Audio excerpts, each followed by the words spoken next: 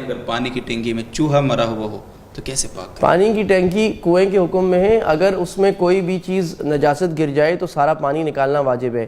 چوہا گرنے کی دو صورتیں ہیں، اگر چوہا گرا اور ابھی پھولا پھٹا نہیں ہے تو آپ 20 سے 30 ڈول نکالیں، اور لیکن یہ خیال کریں چوہا پہلے نکال لیں، چوہا نکالے بغیر اگر آپ ڈول نکالتے رہے تو اس کا فائدہ نہیں ہوگا، تو چوہا نکال لیں اس کے بعد ڈول۔ اور اگر چوہا پھول پھٹ گیا ہے، یعنی اس کی علامت ہے بہت بدبو آ رہی تو اس کا معنی پھول پھٹ گیا ہے، تو کوئی چھوٹی سی چیز بھی اگر پھول پھٹ جائے یعنی وہ خراب ہو جائے تو پھر سارا پانی نکالنا ضروری ہے۔ آج کل آسان ہے، ہینڈ پمپ ہے یا ٹینکیز کو بند کر کے اس سے سارا پانی نکال دیا جائے۔